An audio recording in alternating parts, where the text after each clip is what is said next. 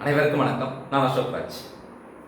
HVAC ரிலேட்டடாக video வந்து நம்ம போட்டு ரொம்ப நாள் ஆச்சு. ஸோ இன்னைக்கு வந்து HVAC ரிலேட்டடான டாபிக் தான். ஸோ என்ன அப்படின்னு வந்து பார்த்தீங்க அப்படின்னா, ஸோ ஃபார் எக்ஸாம்பிள் இப்போ வந்து ஒரு யூனிட்ஸ் நீங்கள் ஏசி யூனிட்ஸ் வந்து ரீப்ளேஸ்மெண்ட் பண்ணுறீங்க, இல்லை ரெட்ரோஃபிட் பண்ணுறீங்க.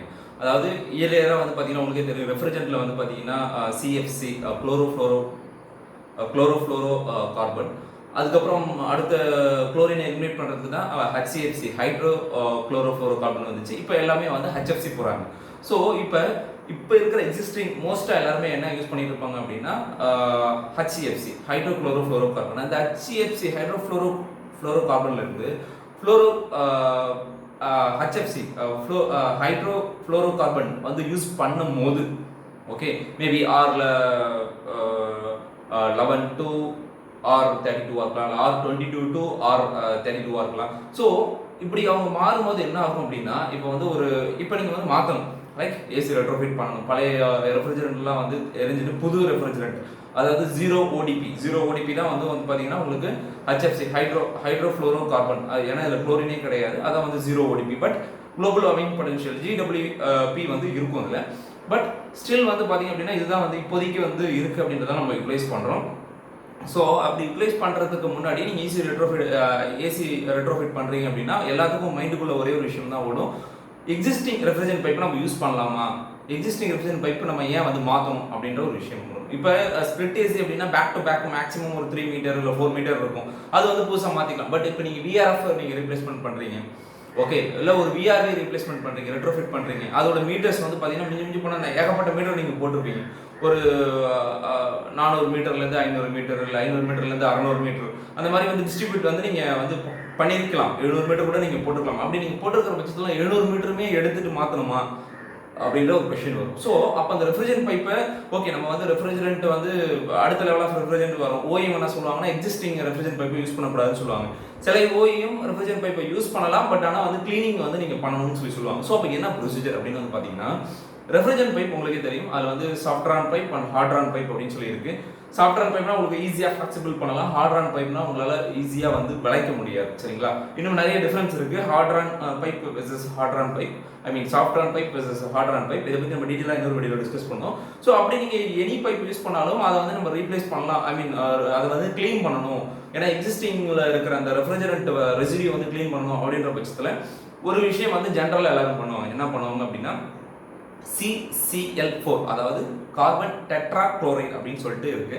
அது வந்து ஒரு VOC தான், வாலடைல் ஆர்கானிக் காம்பவுண்ட் தான் அது. ஸோ அந்த CCl4 வச்சு நீங்கள் உள்ளே வந்து க்ளீன் பண்ணுவாங்க. ஒரு துணியில் வந்து நினைச்சிட்டு ஒரு சின்ன டியூப் மாதிரி வச்சு, இப்போ என்ன பைப் சைஸ் இருக்கோ அந்த பைப் சைஸை விட கம்மியாக, இப்போ 19.5 இல்லை வந்து 16.5 என்ன இருக்கோ அதை விட கம்மியான சைஸ் டியூப் ஒன்று எடுத்துகிட்டு அதை சின்னதாக ஒரு மெலிஸ் கிளாத்தை ஒன்று இன்செர்ட் பண்ணி தண்ணியில் அந்த இதில் கார்பன் டெட்ராக்ளோரைடில் வந்து டிப் பண்ணி உள்ளே க்ளீன் பண்ணுவாங்க. ஒரு 3 பைப் மீட்டராக வந்து கட் பண்ணி எடுத்து யூஸ் பண்ணிட்டு. பட் ஆனால் நீங்கள் அப்படியே லைன்லேருந்து பண்ண முடியாது. ஸ்டாஃபில் இருக்கிறது எல்லாமே அந்த 700 மீட்டர் பைப்பையும் ரிமூவ் பண்ணி க்ளீன் பண்ணிவிட்டு திருப்பி ரீஃபிக்ஸ் பண்ணணும். So this is one of the method. Okay, அப்படி இல்லைன்னா சில பேர் என்ன பண்ணுவாங்கன்னா, இல்லை க்ளீன் பண்ணுறதுலாம் வேணாம், ஸோ நம்ம வந்து புதுசாக போடுற ரெஃப்ரிஜரண்ட்டில் வச்சு ஒரு ஃப்ளஷ் பண்ணிடும், உள்ளே போய் அப்படியே உள்ளே போயிட்டு ரிட்டர்ன் வரும்போது எல்லாமே ஃப்ரெஷ் ஆகிடுச்சுன்னா உள்ளே இருக்கிற ரெசிடியூலாம் போயிட்டு நினைப்பாங்க. பட் அது வந்து அந்தளவு ஆப்டாக இருக்காது. ஏன்னா ரெசிடியூ வந்து உள்ளே வந்து நல்லா செட்டில் ஆகிருக்கும். அந்த ரெசிடியூ எடுக்கணும்னா ஒன்லி மெத்தட் என்னன்னா கார்பன் டெட்ராக்ளோரைடை வச்சு தான் நீங்கள் க்ளீன் பண்ணணும். பட் ஸ்டில் இந்த கார்பன் டெட்ராக்ளோரைடில் ஒரே ஒரு விஷயம் இருக்குது. என்ன அப்படின்னா, இதுலேயும் வந்து பார்த்தீங்கன்னா அந்த குளோரினுடைய கண்டென்ட் இருக்குது. ஸோ குளோரின் வந்து பார்த்தீங்கன்னா it will affect the ozone depletion potential.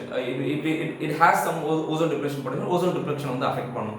So cleaning மெத்தடுக்கு இந்த ஃப்ளஷிங் இல்லாமல், நியூவாக இருக்கிற ரெஃப்ரிஜரண்ட்டை வச்சு ஃப்ளஷ் அவுட் பண்ணாமல், இல்லை இந்த மாதிரி கார்பன் டெட்ராக்ளோரைடை வச்சு க்ளீன் பண்ணாமல் வேறு ஏதாவது மெத்தட் இருக்கா?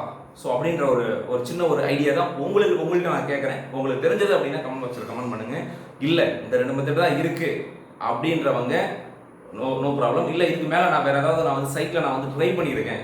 ஏன்னா ரெஃப்ரிஜரண்ட் ஏன் இதை நான் உங்கள்கிட்ட இந்த டாஸ்க் நான் வந்து உங்களுக்கு கொடுக்குறேன்னா, ஸோ 2 விஷயத்துலையுமே வந்து அட்வான்டேஜ் டிஸ்அட்வான்டேஜ் இருக்குது. இப்போ நீங்கள் வந்து கார்பன் டெட்ராக்ளோரைடை வச்சு நீங்கள் யூஸ் பண்ணிங்கன்னா என்ன ஆகும்னா, அது வந்து குளோரின் கண்டென்ட் இருக்குது. ஸோ அது வந்து உங்களுக்கு ஓசோன் டிப்ளேஷன் பொட்டன்ஷியல் வந்து அஃபெக்ட் பண்ணும்.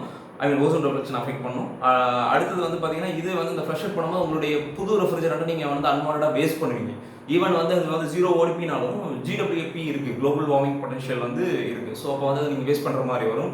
ஸோ அதுவும் வந்து பார்த்தீங்கன்னா it is not a good thing. So இந்த 2 தவிர்த்து வேறு ஏதாவது காஸ்ட் எஃபெக்டிவ் மெத்தட் ஏதாவது இருக்கா, நீங்கள் சைட்டில் யூஸ் பண்ணியிருக்கீங்களா அப்படின்றத வச்சு கமெண்ட் பண்ணுங்கள். ஸோ தெரியலனா நோ ப்ராப்ளம். ஸோ இந்த ரெஃப்ரிஜரண்ட் பைப் கிளீனிங்கை பற்றி, ரெஃப்ரிஜரண்ட் பைப் கிளீனிங் ப்ரொசீஜரை பற்றி இன்னொரு வீடியோ, செகண்ட் வீடியோ நான் உங்களுக்கு மேக் பண்ணுறேன். ஸோ அதில் நான் வந்து லிஸ்ட் பண்ணுறேன். அது வரைக்குமே வந்து நீங்கள் வெயிட் பண்ணுங்கள். ஸோ தெரிஞ்சதா கமெண்ட் பாக்ஸில் கமெண்ட் பண்ணுங்கள். ஸோ இதை பற்றி இன்னும் வேறு ஏதாவது உங்களுக்கு டவுட்ஸ் இருக்குனாலும் கமெண்ட் பாக்ஸில் கமெண்ட் பண்ணுங்கள். நம்ம வந்து டிஸ்கஸ் பண்ணுவோம். பாய். ஸோ இந்த வீடியோ வந்து உங்களுக்கு ஒரு சின்ன இன்ஃபர்மேஷன் கிடைச்சிருக்கும் நான் நம்புறேன். நீங்களும் அந்த மாதிரி ஃபீல் பண்ணீங்கன்னா லைக் பண்ணிட்டு உங்கள் ஃப்ரெண்டுகளுக்கு ஷேர் பண்ணுங்கள்.